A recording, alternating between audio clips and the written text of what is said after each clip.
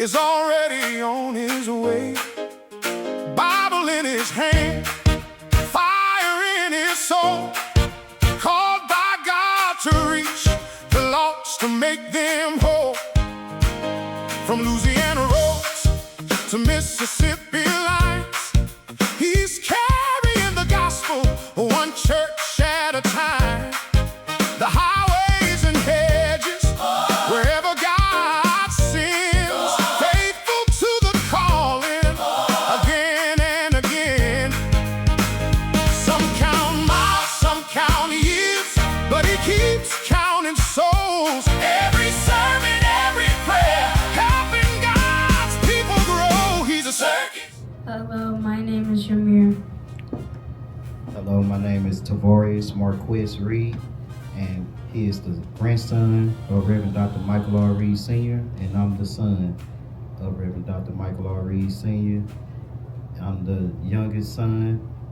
I'm 40 years old. One thing I can truly say about my father is one of the things that I learned was from watching him preach in front of thousands of people.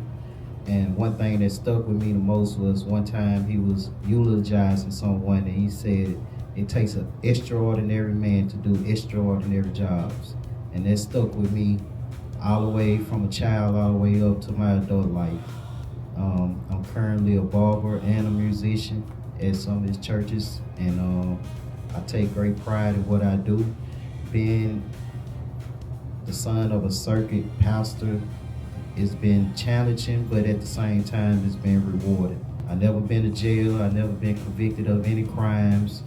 I'm honored to be in the situation that I am.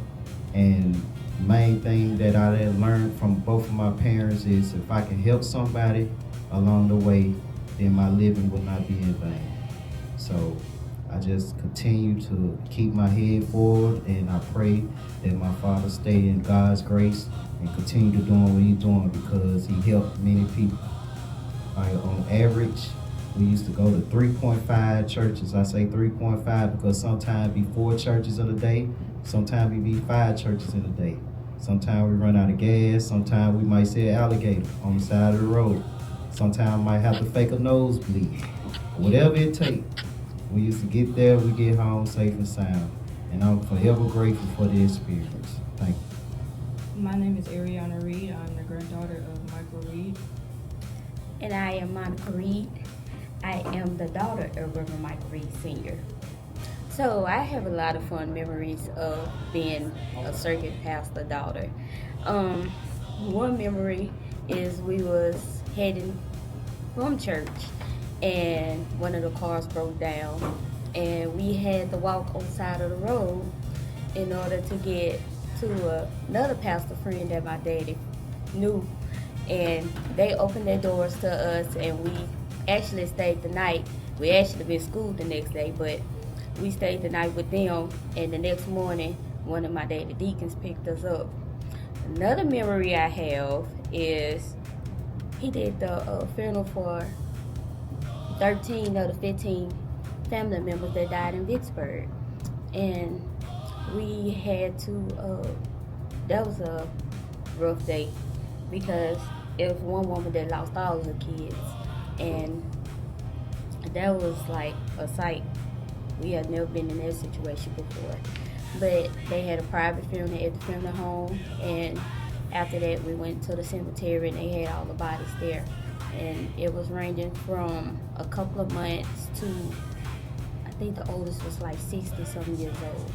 Another memory I have, well, I have a lot of memories, but coming up as his daughter, he has missed a lot of our events because he's either out of town doing revivals. He did revivals in California, to Vegas, to Tennessee.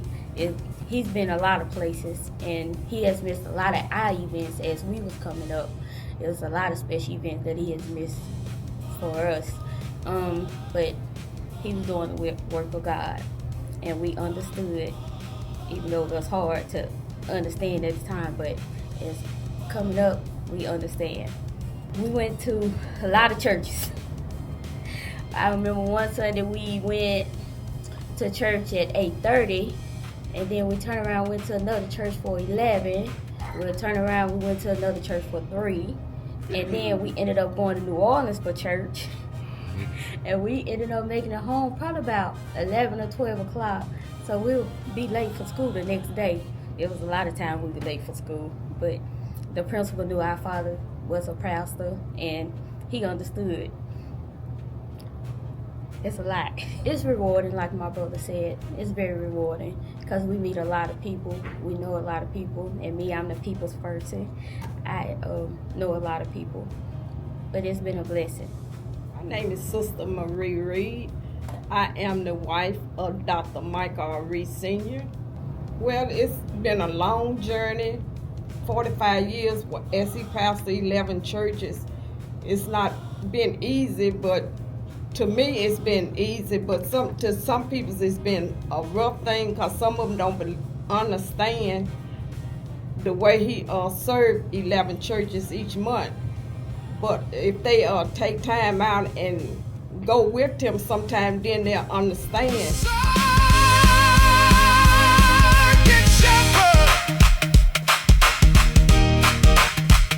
On first Sundays, we always get up and get ready for service and get everything ready, get the kids ready when we was coming up, when we was younger, when we first started out, and getting them ready. But we always got everything prepared before that Sunday so we'll know what we was going to wear and everything. And we get on our journey that morning. We always get in the car. We always pray before we leave. And once we get through praying, then we be on our way. I always drive her. Everybody know me as the chauffeur. And I chauffeur him while sometimes he be praying or meditating as we continue to go to our first morning service for 8:30 in Vicksburg. And then from Vicksburg, we goes to Waterproof for 11:30. And in between that, we might stop in Tallulah and get a sandwich or whatever. But sometimes food be prepared for us once we get to Waterproof for 11:30.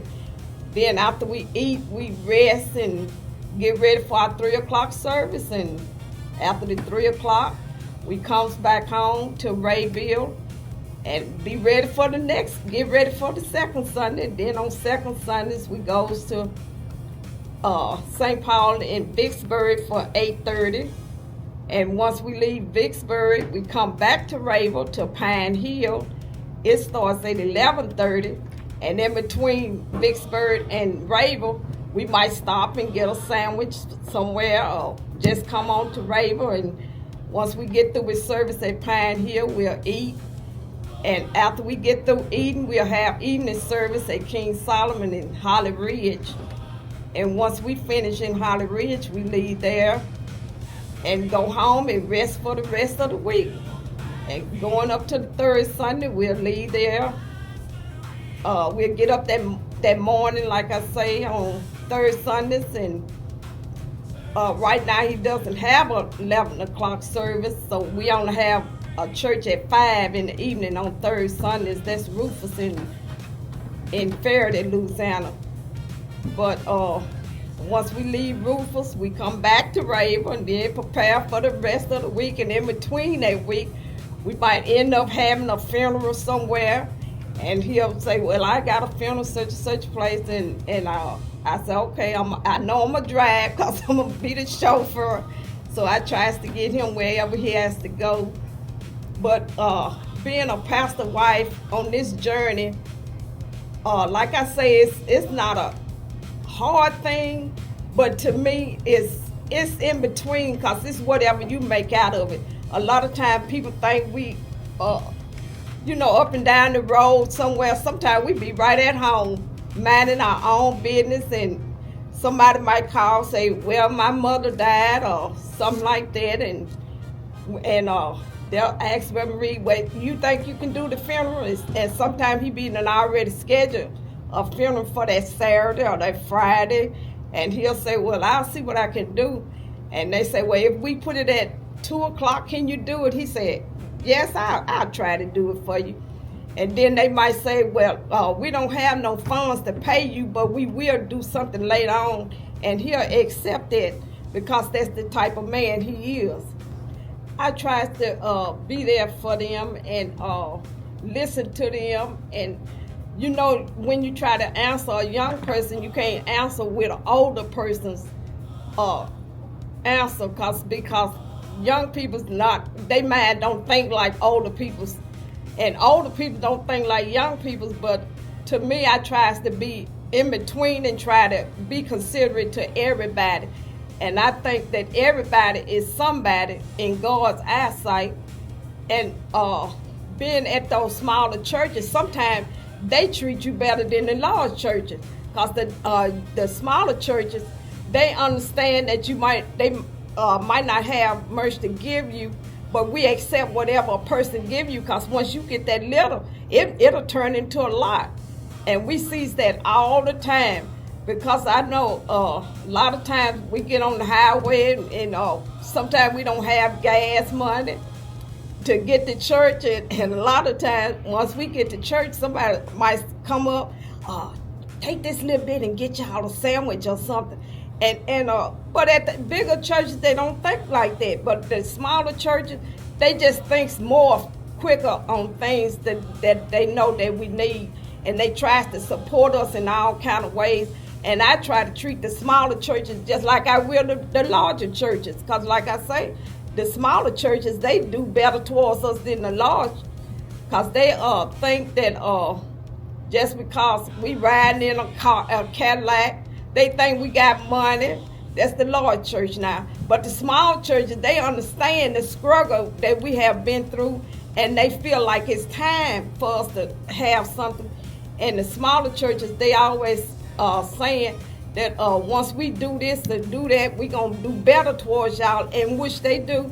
And they are always looking out and make sure we have groceries or different things or whatever they feel that we desire to have. But the larger churches, it's a different story.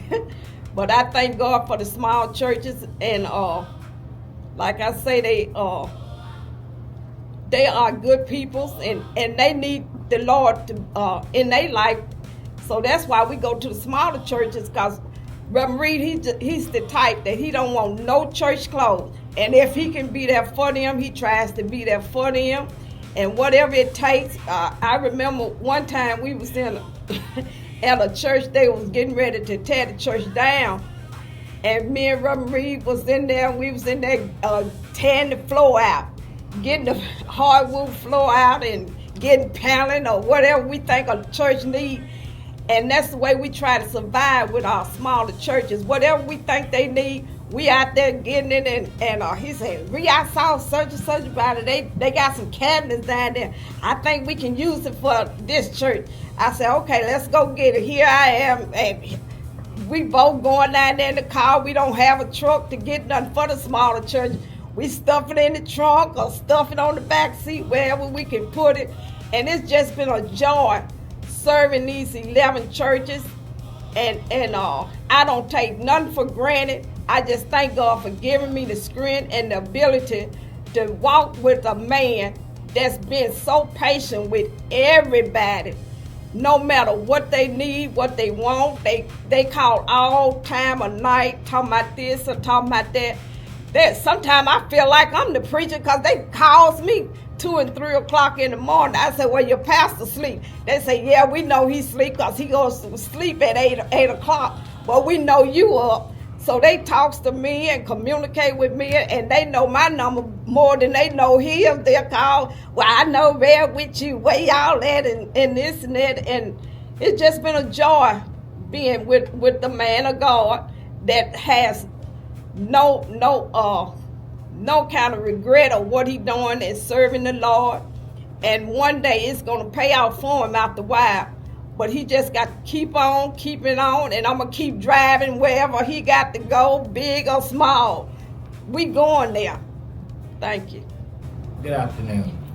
My name is Deacon Reggie Kendricks of Rayville, Louisiana, where all of my life I've had the great pleasure and opportunity to watch Dr. M.R. Reed on numerous and many occasions to do what he has been called to do, and that is preach the gospel.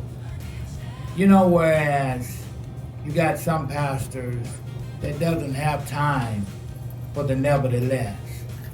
But this pastor, which is the name of Dr. M.R. Reed, he has time for community events, the nevertheless, the homeless, the poor, the unsaved. And whenever there's a need in the community, they know how to call or knock on his door. And him being the man of God that he is, he never says no. He's always there for those that are not in church and they pass away and nobody wants to officiate their funeral. They know how to, the family know who will. None other than the legendary Dr. M.R. Reed. He'll come and he'll say a word in their behalf for the work of God. And we just very grateful. You don't find many preachers that will go out into the highways and hedges and byways and compare with men, women, boys, and girls. But Dr. M.R. Reed, he will. He'll go to the very end for the nevertheless. He have time. He have the patience to say a word for them that stands under the tree and drink wine all day. He got love for them. Everybody else has counted them out. But Dr. M.R. Reed, he got time. He will go stand under the tree with those guys, men, women, boys, and girls, and compare with them to come to Jesus while they yet have time. But by chance they don't, he'll go and make a way at one of his churches for some undertaker to roll them down the aisle and bid them fare ye well with some encouraging words to tell other men, women, boys, and girls it's time to come to Christ. Every community needs a Dr. M.R. Reed in their community because he is the one that'll reach beyond the reach to help see about your people, your church, your neighborhood, your community, whatever you got and you need some help with, he'll be there for you. I was just thinking in retrospect, it's so much you can say good about him. One of the greatest guys you ever want to meet, none other than the legendary Dr. M.R. Reed. It was really during after I finished high school, 1979. And in my early ministry, I was still in high school, and I had 3 different congregations before I graduated. After I had graduated from Richwood High School, and in 1981, I had over 5 churches. And during that period, there were several other congregations that were struggling, and they would call me to come and assist them until they could find a minister. And most times when I would go there, they didn't want me to leave. And I ended up having about 7 to 8. And within the last 25 years, I've had about 9 to 11. And so most of the churches that I served were smaller. The early part of the ministry, I had some large congregation that I was pastoring in the outskirts of Monroe, a place called Bosco. And in this town, Pilgrim Rest number 2, and 2 of the churches in Mississippi were large congregations. But the rest of the churches were small congregations that were struggling, trying to keep the door open. I have a passion to help people. And that's what has been my spiritual drive in doing what I'm doing. It's not a financial gain. It's not a thing where I'm living, real good financially. But it's a love that I have for the ministry. On Sunday mornings, we'll just use the first Sunday mornings At 8:30 a.m., I pastor and minister at the Ebenezer Baptist Church in Vicksburg. Conduct my service. I end usually about 9:30, 9:45, and we'll stop and get something at Burger King for breakfast. And most times we'll get there, we leave, go across the river, and go to Waterproof, Louisiana, to Myrtle Grove Baptist Church for 11:30. Most time I make it there about 10:45, maybe about 10:53, and I'm in my office congregating with my deacons or whatever. And church started at 11:30. When I complete that, I eat dinner. I leave there and I go on in to St. Joseph to Lakewood Baptist Church for 3 p.m. Complete my service after 4 and return back to Rayville. Most times I'm back before 6 p.m. And that's usually been the route for nearly 30 years. So that's typical ministry that I do. Now sometime in between that, they might ask me to do a pastor's appreciation. I'll probably go over there and probably set it for 6 o'clock or 7 after I've conducted my service. And I'll go over and do ministering there and then return home. So I'll say from 7 that morning to about 6 o'clock in the evening is my daily task every Sunday. It's a love for the people. It's a love for the least and less. You have to have a servant's heart to deal with small churches, because in some of the churches, the buildings are not really adequate to even have church. And there's been times where I have got connection to get used lumber to repair the church. Some carpenters that might not have been licensed that could help me, to help them, I've got them. It's been a lot of times the pews were bad. You got to have a strong ambition, and in doing it, is sometimes whereas it can be tiresome if you allow it. But with me, I have always served with humility and respect. And people need somebody that can be there for them. And I've been at that point as well. Whereas my salary has been cut several times. Never stopped preaching. And it really boils down to, do you really love them? And I love the people that I serve. If not, I would have been full time and having a decent life. But commitment is one, sacrifice is another, and being there for your people when you need them. It's times that I have preached and conducted my service and then turn around and had to go back and do several films. There's been times where I had members that was in the hospital in New Orleans, and my car was not the best. So I'll take Greyhound, get there and call some pastor I know, take me to that hospital to see my member, and catch the next bus, come back home. I did a lot of funerals where my members was upstate, and would take a flight, go do the film, and come back. But that's in the smaller churches. To me, they have just as much of a ministry as a congregation of a large size. You got to have this kind of mind frame that if you're going to do things, you do it with willingness. And if you ain't willing to do it, don't do it. You're going to be some time where the membership might not be able to do towards you as you would desire. It's a passion. And it has been times where I wanted to do better. And it was times where I thought about it, prayed about it, and when I got ready to try to do it, the Lord changed it. So I know this is something that He placed me in, not that something that I wanted to do. It was something that He placed me to do and to be there for people. It's not a ministry where you can have a luxurious lifestyle. If you're gonna do it, you got to do it with a mind frame. This is the work that God assigned me. You either going to do it or you gonna walk away. I want people to know having multiple churches is not a sin. It's not a cardinal sin.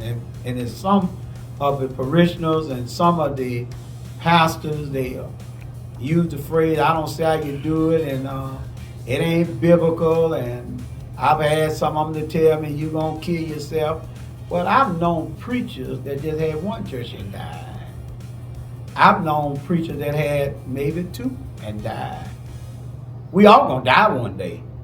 But the thing that makes this ministry one of the most important things to me is that learning to accept what God gives you. And you do it to His glory. If you're going to do a multiple church, understand the condition. Understand the plight of the people. Understand that you might come in one Sunday and you might not have but 6 folks. Will you get this harder to not preach because you don't have but 6 people? Or will you go in there with faith and preach the word? You might come one Sunday and it might rain. You might not have but 2 there. Are you going to get disgusted and go home? So these things that I want people to understand, it's not about you bragging about you got 9 churches, 11 churches, and you get joy out of it. The joy of my preaching is to see people walk down the aisle and accept Jesus Christ as the Lord of their life. That has been some of the biggest thing with me, is seeing people being saved. Hell is hot. Hell is chaotic.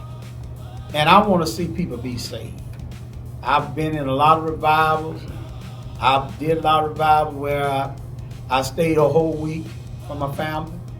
I did revivals where I was doing 2 weeks and just come back home on a Saturday and do a film, stay at the house, leave Sunday night, go back and do revival.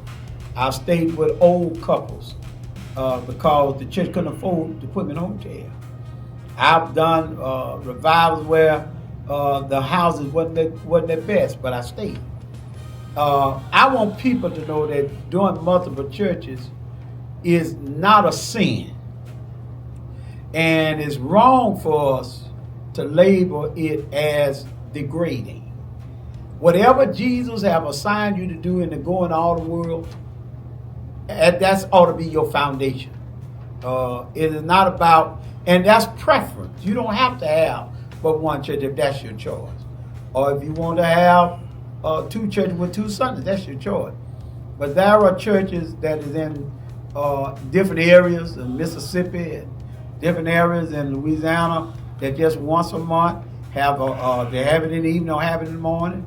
Or if they have it in the morning or have it in the evening. So that's how your multiple churches start. You might have one that is 2 o'clock in the evening. And that's been a traditional thing. You could go back as far as back in the early 1800s.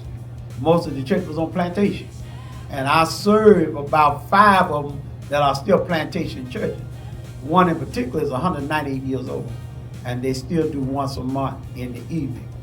But in closing, I want people to know that it's not a Reed thing.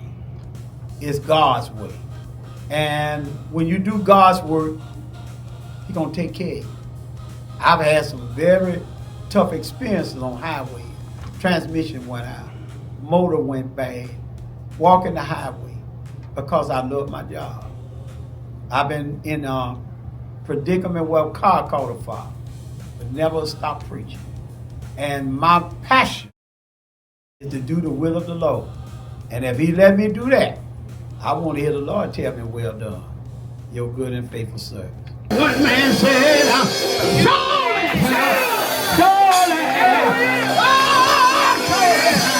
that's the Son of God. Took Him off the cross, put Him in a bar or tomb was He out of the rock. And what they fail to realize, He was a rock, in a rock, He was a rock, under a rock, He was a rock, wrapped around a rock, and my rock, and your rock, my God, and your God. 11 churches, 2 states, still answering the call. The Holy Ghost leads the way, and Jesus gets the glory for it.